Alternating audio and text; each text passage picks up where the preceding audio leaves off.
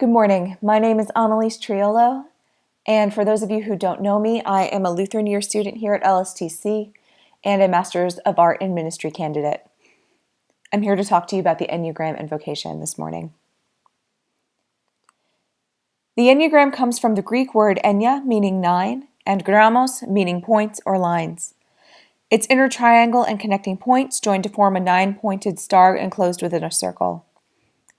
The figure has roots in ancient Sufi mysticism and made its way to the Western world primarily in the form of a personality typing system, which I'll talk to you about in more in depth today. So why use the Enneagram? It helps you to better understand yourself and others, the motivations behind your actions and reactions, and how you communicate. Unlike other personality typing profiles, the Enneagram delves into both gifts and limitations of each type, the light and shadowed sides of personality in all of its brokenness and fullness. Through deeper Enneagram study, we each have the ability to work toward healing and wholeness through cultivating an inner observer. Ultimately, the Enneagram allows us to free ourselves from the limits of our own personality types in order to live a more balanced, connected, and spiritually healthy life. Pictured are only a handful of the ways the Enneagram is currently being engaged. For example, my experience with the Enneagram relates primarily to ministry and spirituality, while my sister, who is a marriage and family counseling major, uses the Enneagram with her clients in a more psychological and counseling-based method. My thesis explores using the Enneagram as a tool to better give care to people in bereavement. And my interest in the Enneagram stemmed from research done while I was at the Wake Forest University School of Divinity, achieving my MDiv. A couple of ground rules before we get started. First, the Enneagram isn't about putting people in a box or labeling them. Rather, it's about understanding the motivations behind behavior and learning to grow beyond the confines of your type structure. Second, types must be self-identified. I cannot type you with any degree of authority, nor can you for anyone else. Typical typing assessments are not particularly helpful and often mistype people because answer responses focus on behavior rather than motivation, which is the key to the differences between the Enneagram types.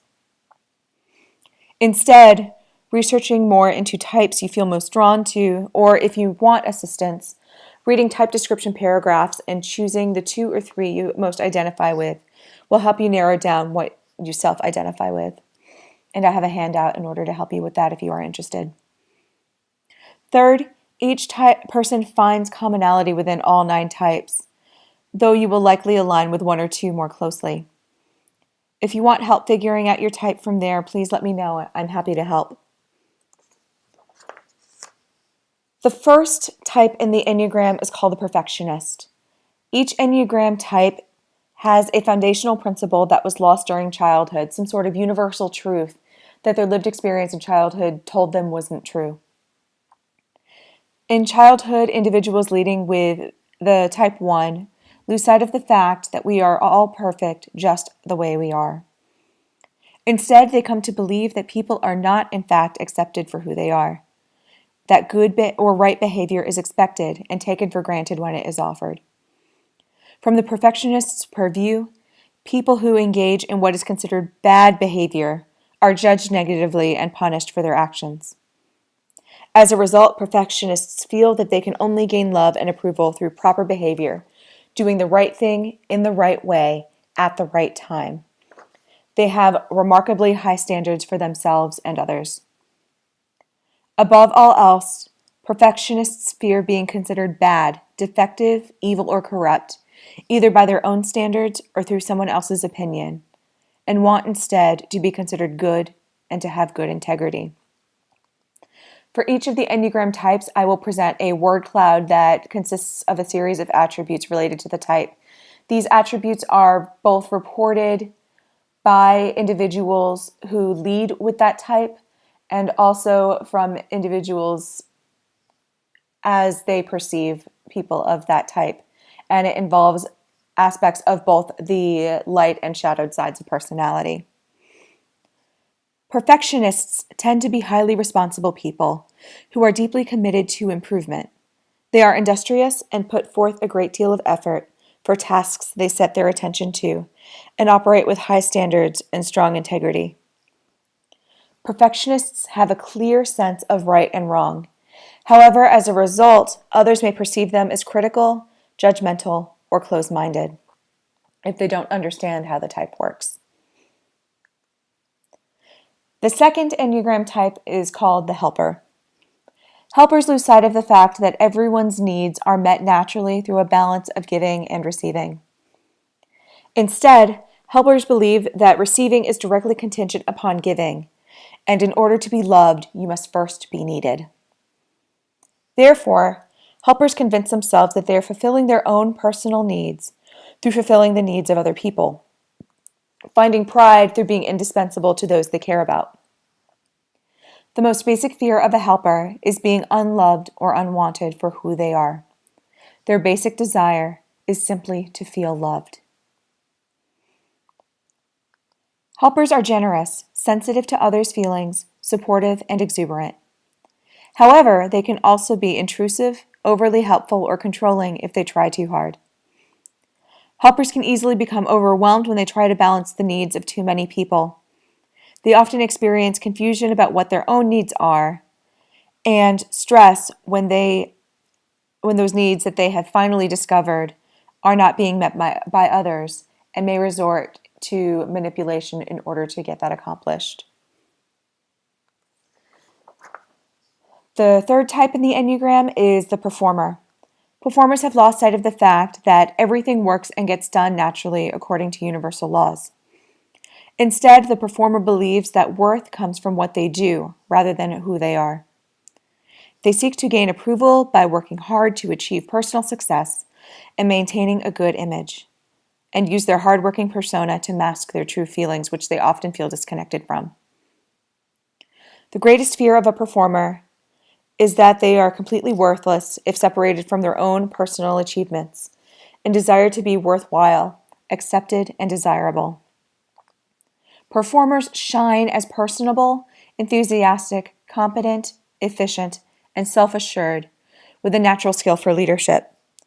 However, their fast-paced, sometimes competitive nature can come off as impatient, unfeeling, and overly restrictive to others.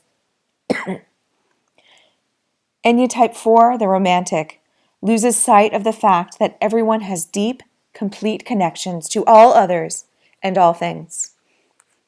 Instead, they believe that people experience a deep sense of abandonment through the painful loss of connection.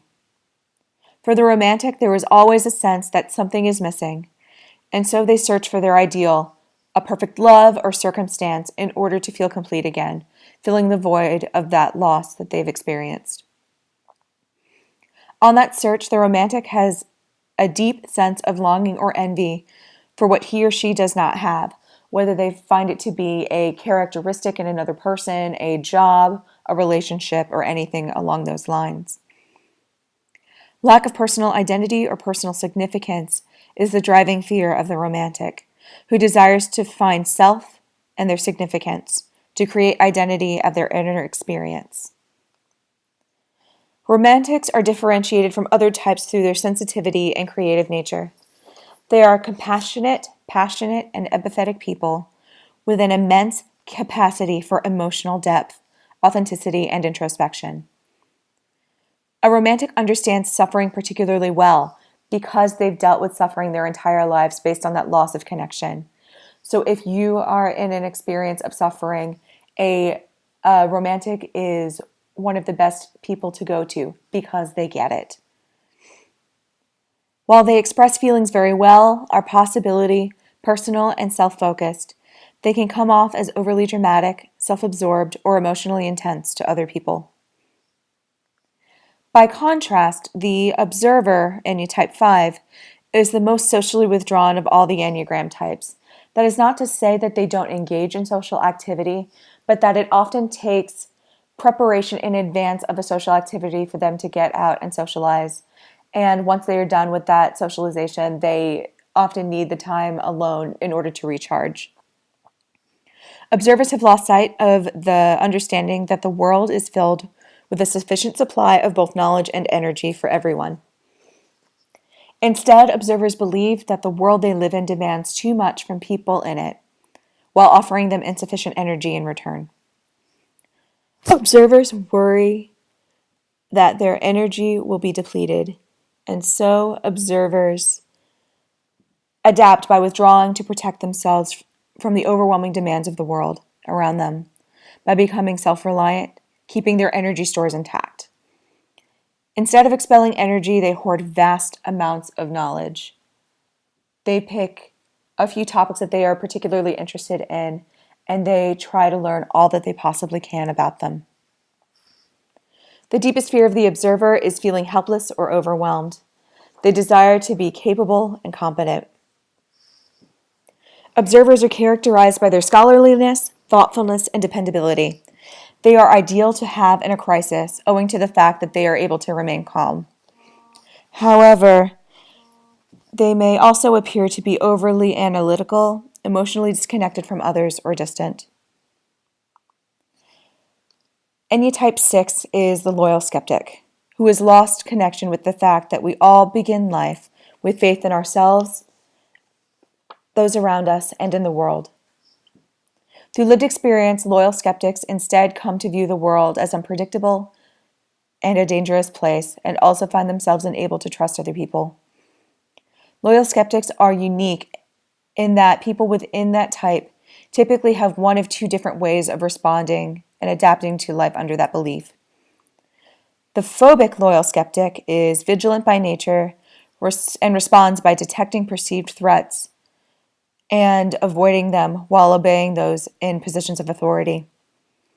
Second is the counterphobic loyal skeptic, who is also very vigilant but responds to perceived danger by challenging authority and facing the hazard head on. For those of you who are familiar with the Harry Potter series, it's the difference between Ron Weasley and Sirius Black.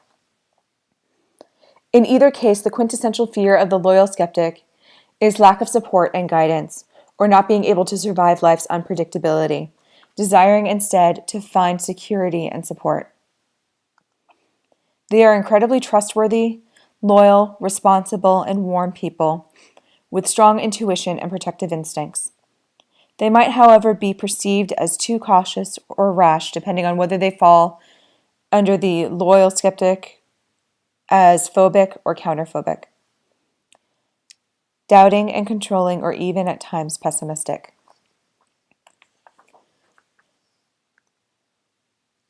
The epicure is type 7. An epicure, by definition, is a person who appreciates fine food and drink. For any type 7, life is something to be experienced to the fullest. However, the epicure's zeal for life's opportunities is not so much about running to opportunity, so much as it is about running away from pain. Epicures lose sight of the fact that life is a wealth of possibilities to be engaged, but with measured control. Instead, he or she believes that the world places limits on people, causing annoyance that leads to pain, which the epicure has become well-versed in avoiding. Epicures adapt to life by seeking out life's pleasurable moments and fantasizing about the limitless possibilities for the future. As a result, epicures seek out enjoyable activities with gluttonous enthusiasm. The primary fear of the epicure is having unrealized desires and being entrapped in painful situations without an escape route. They desire nothing more than to be happy, satisfied, and to find fulfillment. The epicure is characterized by imagination, enthusiasm, and playfulness. They have upbeat personalities and genuinely enjoy life and what it has to offer. However, they can also bounce from one idea to another too quickly and be perceived as unreliable by those around them, to which they respond sometimes by making excuses for why that occurs. Type 8 is the protector. The protector is the most overtly aggressive of all the Enneagram types, having lost sight in childhood of the fact that everyone starts with an intrinsic innocence and that all people can sense truth. Instead, through their own lived experiences, protectors come to believe that we live in an unjust world in which the powerful take advantage of those who are weaker. and so they learn to become strong and powerful themselves, shoving vulnerability down in order to protect themselves. These types develop big, forceful personalities that can be described as lustful, though not necessarily in a sexual way. They learn to rely on their own instincts above everything else as a source of truth. Above all else, protectors fear that they will either be harmed or controlled by other people and desire to protect themselves and to determine their own course in life. Protectors are courageous, persistent, fair, and decisive. They are protective, particularly of those whom they view as less powerful, providing that person has a reason for being that way or is taking steps in order to improve it. They also have the natural ability to energize others.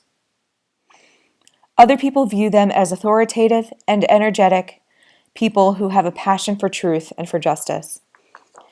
They can also come off as intimidating and overly confrontational people who do not appreciate their actions when they are questioned. Type 9 is the mediator. The mediator has lost sight of the fact that everyone belongs equally in a state of unconditional love and union. Instead, mediators come to believe that the world makes people unimportant or requires them to blend into the crowd in order to be considered worthy of love. In order to live into that belief, mediators set aside who they are, their priorities and needs, and replace them with those of the people around them in order to feel loved. The basic fear for the mediator is loss and separation. The mediator's basic desire is to maintain an inner stability and peace of mind. Mediators are attentive to others, adaptive and accepting. They are empathetic and supportive by nature and care deeply for those around them.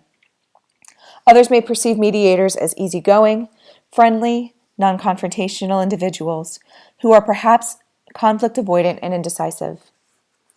So this is by no means the extent of the information available on each Enneagram type. In fact, I've barely begun to scratch the surface. For those who are interested, I have 2 additional handouts specifically geared toward people in ministry. The first is Leadership Styles for People in Ministry, which enumerates the critical leadership skills each Enneagram type possesses. The second is a list of prayers geared toward each Enneagram type. Both of these were created by my friend Sandra Maitre, who is a certified Enneagram consultant in Asheville, North Carolina. If you are interested in books for further Enneagram study, the first I would recommend is The Essential Enneagram by David Daniels and Virginia Price. A lot of the information in today's presentation came from that book, and it provides a quick and basic overview of the Enneagram types. For more in-depth study, I recommend The Enneagram by Helen Palmer and The Wisdom of the Enneagram by Don Riso and Russ Hudson. These are the go-to books for the 2 main methods of Enneagram study. Palmer and Daniels, who wrote the first book, co-founded the Enneagram in the Narrative Tradition, which explores the Enneagram through story and interviews. It is the one that I find lends itself better to ministry, and it is the method in which I'm trained. While Riso and Hudson co-founded the Enneagram Institute, which does all of that but has a more psychologically based emphasis. If you want to look into spirituality and the Enneagram specifically, I recommend The Enneagram, A Christian Perspective by Richard Rohr and Andreas Ebert, and The Spiritual Dimension of the Enneagram by Sandra Maitre. Thank you for coming to my presentation today, and I look forward to any questions you might have. Thank you.